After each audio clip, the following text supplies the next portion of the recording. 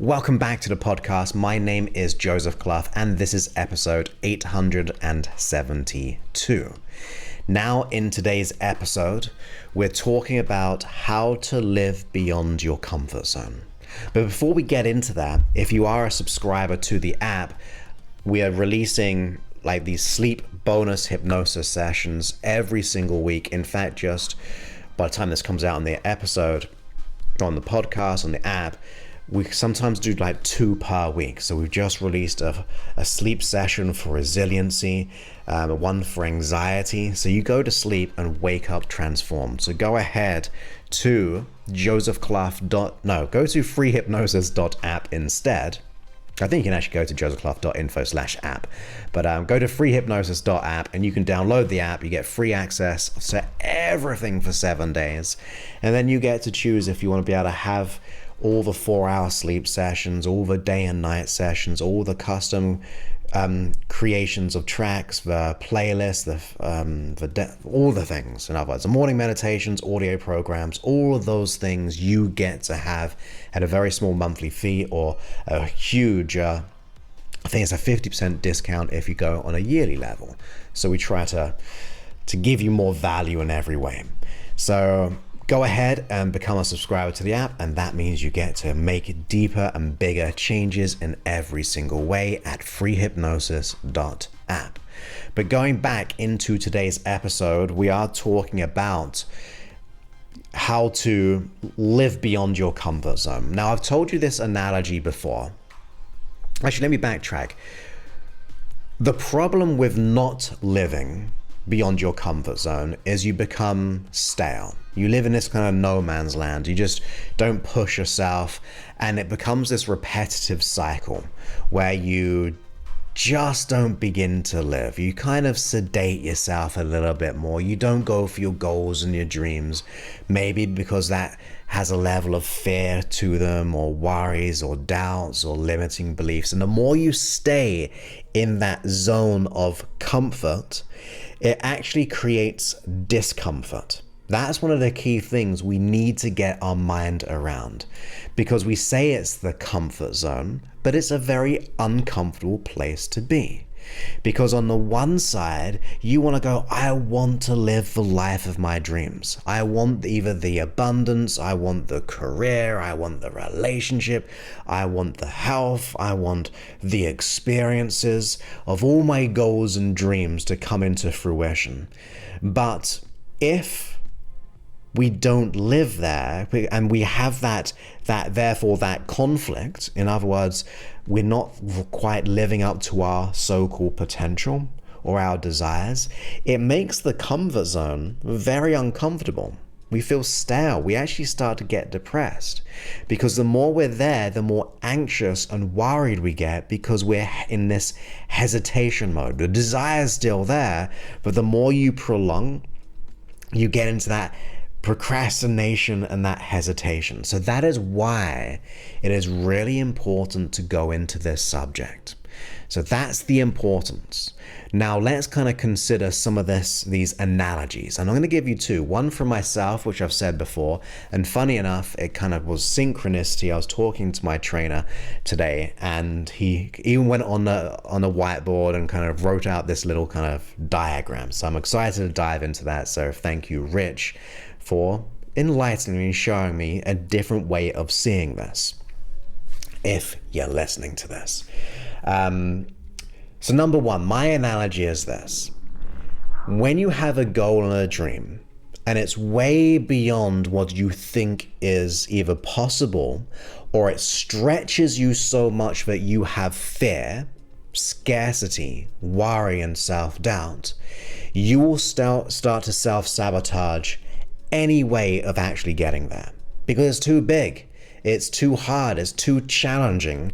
So that doubt kicks in, and you'll just self-sabotage yourself. And I'm not even just saying consciously. I mean, you could do the conscious self-sabotaging, but I'm really talking about the big one, which is the unconscious self-sabotaging, because it will get in your way. It will trip you up because it thinks it's too scary to achieve what you would like to achieve beyond your comfort zone. And I think we've all been there many, many times. Like, I remember when I first went to Thailand by myself, and I went a second time by myself as well. But it was a very scary prospect to go to a different culture, to travel by myself, to be able to go way away from my family and all those things. It was a very scary prospect. But to me, I tend to take risks. That is what I've tried to do, because I used to play it always safe. So one of the things I started to do was to start to apply these principles I'm going to speak to you about today. But I promise you, the first 18 years of my life, I played it small, in my comfort zone, in the fear, the worry, the doubt of what could happen. But if we go back to the analogy, if you have crazy big fear, worries, and doubts about achieving that goal, which causes self-sabotage, and you may have heard me say this before, and if you have, good, because it's good to be reminded, but if you're new to this, it's really important as well. I want you to imagine that the goal or the outcome that you desire, that you've been playing small in your comfort zone, is now turned and transformed into this massive hot tub. Okay, a hot tub which is crazy hot. It is so hot that if you were to go into that hot tub, it would feel so overwhelming because of its size and the heat of it. You'd be like, oh, I can't even put my toe in that. It's just way too hot. That is the big goal and the outcome. Because right now you're in your comfort zone, in let's say a hot tub of your preference. It's kind of small, it's just like the right temperature, it's cozy here, it's comfortable here. So it's very hard in this analogy to jump from where you are in this comfort temperature and this size to go way over there to be able to get to where you want to be.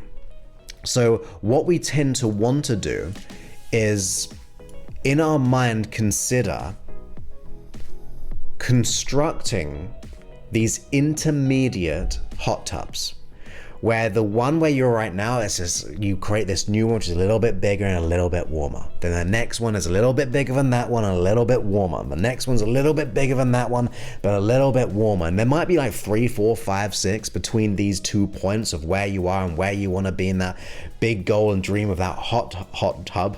And suddenly, as you move from something a little bit bigger, a little bit warmer, you get accustomed to it.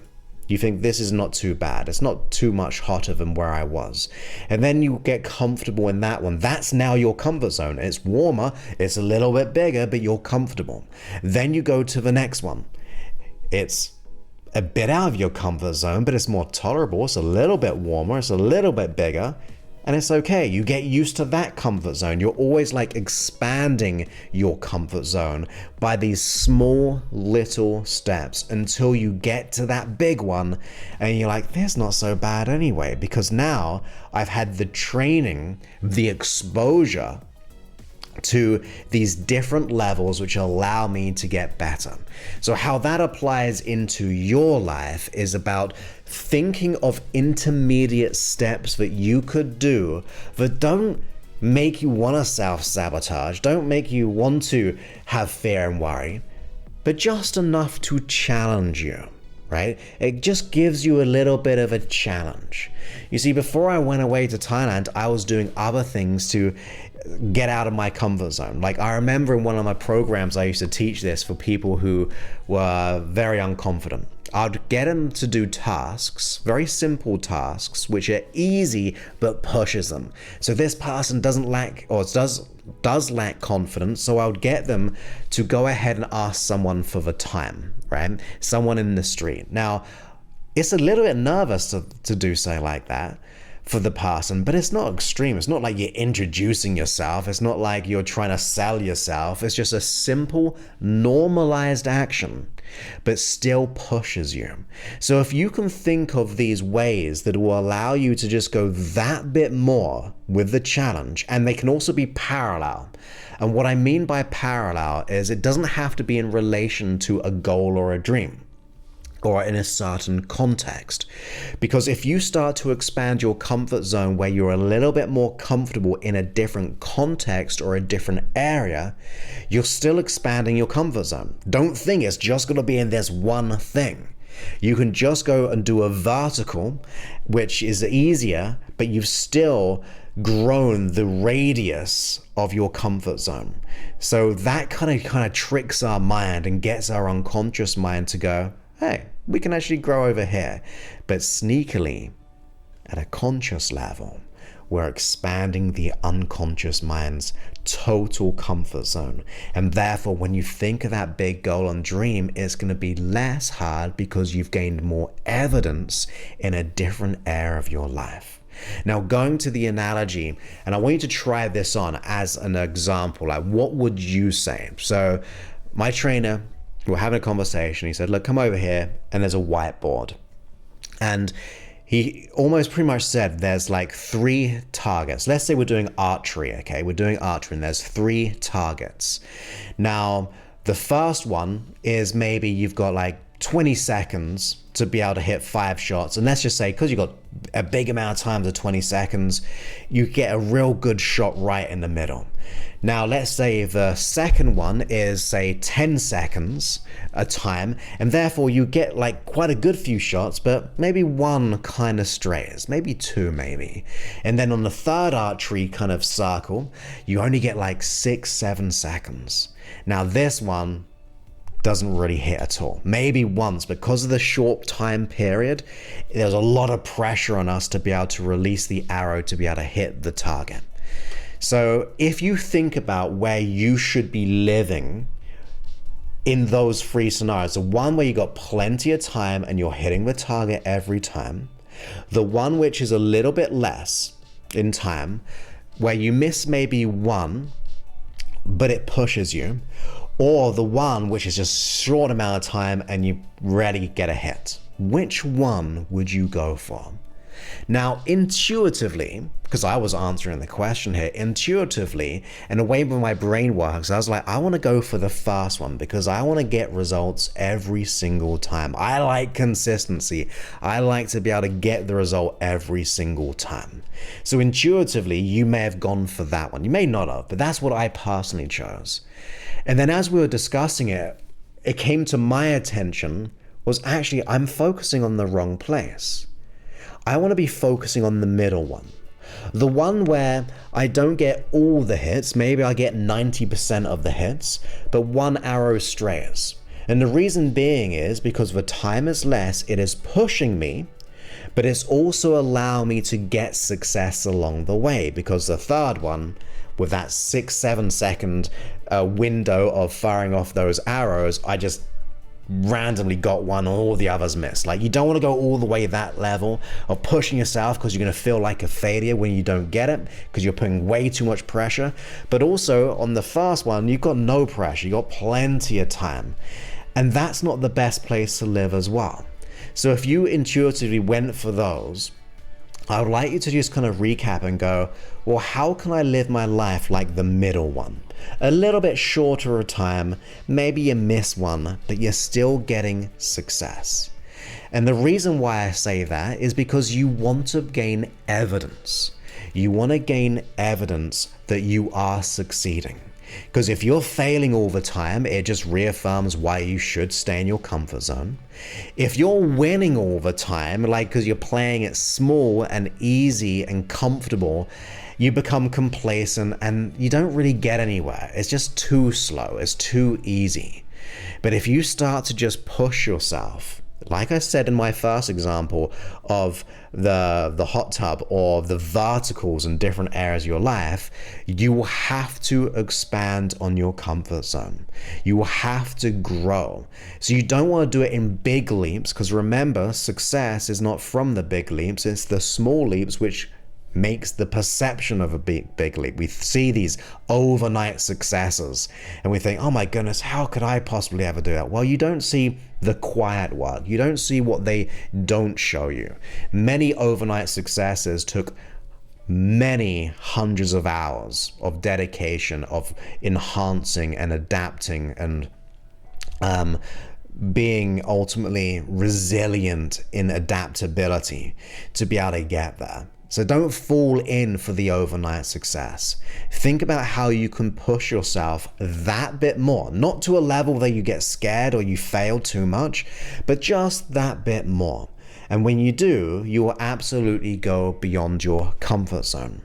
Now, the other thing that I really like to do is I like to surround myself with people who have done what I want to do, or people, like another vertical here, is to find people who inspire me. So they might not have my goal and dream, but they're still taking certain actions that are growing, that are moving forward.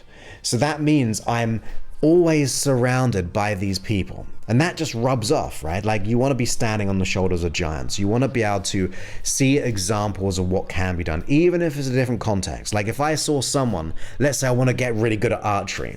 I don't know any good archers. Well, I may want to look another athlete who's pushing the boundary, who's getting more results, because it might be a different technique, but the strategy of that discipline or that commitment or the time involved or whatever that gap may be within me, so I have a gap of lack of knowledge, where I can do that vertical, different context, but same types of strategy that I can grow from.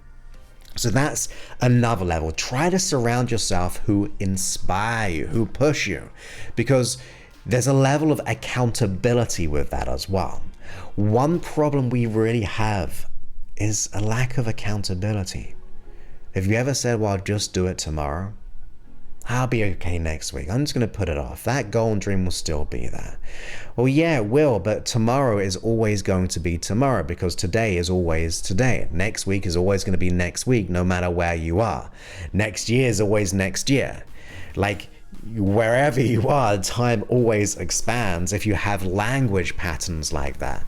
So when you start to surround yourself with people who inspire you, who are better than you, who have the process already, then suddenly they've expanded that comfort zone. It is a phrase, and the name will come back to me. I think it's called Kovchesky. I cannot remember specifically, but it was pretty much like the map is not the territory. And what that means is we have our map of what we think is possible. So that's our personal map, but the territory is so much bigger and more expansive than we can imagine, but we just live on our own map. But if you start to see people who are operating in a different way, who you surround yourself with, it expands your map of the world of what is possible. The other thing you may want to consider is being more stoic. Like, if you think of that big goal and dream that you want, but you think about the hurdles in the way of what could happen, all the what could happens, in other words, and then be at peace with them. Like, go, even though I might trip up, I'm going to be at peace with that, because that goal and dream is worth it. Even though I might get rejected. I was speaking to someone this week, and ultimately, the way that you succeed in sales or in business is you will get so-called failures, you will get so-called rejections, you'll get these no's along the way. When they go, no, I don't want that service. Well, that's part and parcel of life. It's not all gonna go smoothly. So every no gets you closer to the yes. Every so-called failure, and I say so-called because I don't really believe in it until we decide upon it, if we learn from it, we can only refine ourselves and our actions because of it. Like, that's when you start to learn and walk. Sometimes I'm a bit hesitant when you get like this 100% success record, like 20 times in a row, and then it's one time it doesn't work, and you're like, I can't understand that. Like, I've done all these other successes. Sometimes it's good to be able to lean into those early on to learn and grow and get better. Ask yourself, how can I get better? What is the worst case scenario? What if it does happen? I'm okay with it, because the goal and dream is worth the so-called mistakes and failures and all those things along the way. After all, everyone's gonna have some tumbles along the way. I have in business where people have ripped me off. I've had people steal money from me. I've had people attack my servers. People have said things about the way I look or the way I sound. Like, if I would like just take that on as truth and go, well, that must mean I shouldn't go for my goals and dreams because this happened and I might get hacked or this may happen, then you're never going to get anywhere. Be at peace. Along the way, there's going to be troubles. And one of the things when I got hacked in May, and it cost multiple thousands of dollars, was that my reframe was, well, it's better to happen now so I can learn from it, so when my business is bigger, it won't disappoint more people. Like, if you can imagine, I don't know how many users with analytics there, but let's just say I had 100,000. Well, I have about 150,000 downloads on the podcast a month. Suddenly, that's not very good news, right? For the 150,000, not necessarily people, but the views. But imagine if I had 2 million a month. That's going to create so much more angst and pressure because I'm going to feel bad for all those views and all those people. So it's better for me to get out the pain straight away, or early up on, and it's not even early, but like compared to what could happen, right? You want to be able to realize that these things, these stumbling blocks, are there to refine you, right? So embrace it. Be more stoic. Go, look, I'm not going to welcome problems, but when they're here, I'm going to learn from them. I'm going to grow from them. I'm going to allow myself to be able to do what has to be done. The other thing I want you to be very consciously aware of is just to be reflective on the self-sabotage. Is it because you don't believe in yourself? Now, if that is the case, if you have any lack of self-esteem or limiting belief about yourself when it comes to living in your comfort zone, which most probably is the case because it's our inability or our perception of our ability and inability to live beyond our comfort zone. We think we cannot handle it, right? So if that is the case, I will do my very best to isolate the limiting belief and do whatever it takes to let that go. You see, when you let that go, suddenly it has to expand your comfort zone. Because if you could imagine like a horse with blinkers on, they can only see straight ahead of them. That is what a limiting belief does. It limits your perception of what is possible. But suddenly, if you let go of that limiting belief, if you take off the blinkers, you see so much more possibility because you're not deleting information, you're not distorting based on belief systems, you're not generalizing that this always happens to me. You suddenly generalize in a good way, that I'm worthy of this goal. Of course I'm good enough. I'm going to do the work. And then the last thing that we'll probably talk about is you got to take action. Like, you can't just think your way there. I'm a real big believer on thought, the power of thought, intention. I'm a huge believer, and I talk about it all the time. But in the same notion, you need to have the equal measure of action. So you have to have, like, ideally as much as possible, like a 10 out of 10 positive thinking, but a 10 out of 10 action. Because when you marry those together, you begin to assume that feeling of having achieved your goal, like the Neville Goddard quote, assume the feeling of the wish fulfilled and act upon it with conviction. When you assume the feeling and the mindset of how you want to be, what you want to be doing, and then start to act upon it, you become unconsciously and consciously and something greater than you aligned. And whatever that greater than you is entirely up to you. So those are some of my thoughts about living and expanding beyond your comfort zone. Should probably do a hypnosis track on this, right? How to live beyond your comfort zone. So if you have any recommendations, go to josephclough.info/ABC if you want to put a recommendation, because it might escape my merit, but I'll do my best right here. Don't try. That means failure. I will remember that one.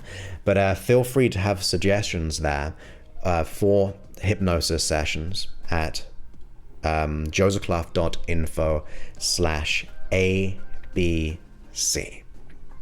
So that's what I'd be thinking about, though, in general, about living beyond my comfort zone. The small steps, the quiet work, resolving the limiting beliefs, surrounding myself where I see examples of what can be done, doing the things which push me but don't hold me up, don't kind of trip me up. Be more stoic about it. Be at peace with those downfalls, because if you learn from them, you grow because of them. I think there was one more, so I'll see if that pops out into my mind.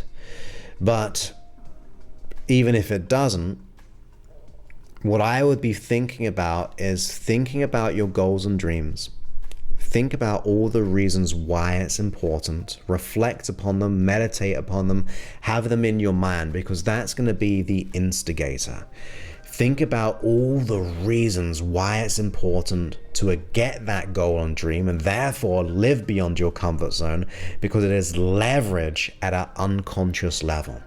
Your unconscious mind most probably cannot see the reasons why you want what you want.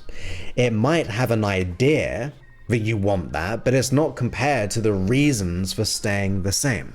Because I might get hurt, this might happen, I might get cheated on, I might lose money, I might fill in the blank. But if you can counteract that and even over deliver on all the reasons, those start to filter through to your unconscious mind to go, yeah, even though this could happen, look at all the greatness of what could happen. And when you start to live that way, you'll start to be more powerful, more self-certain, to do what has to be done and make the life that you want. And I believe you've got that. So once again, let's live beyond our comfort zone, because I'm excited to find out what's on the other side. Every time I do, since I've been more of a risk taker, yeah, I've had some fails, yeah, some bad things have happened, but on the whole, it has allowed me to do what I'm doing today.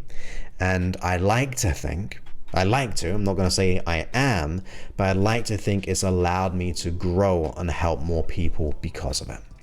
So with that, my friends, I look forward to speaking to you on a future episode. Many thanks and goodbye.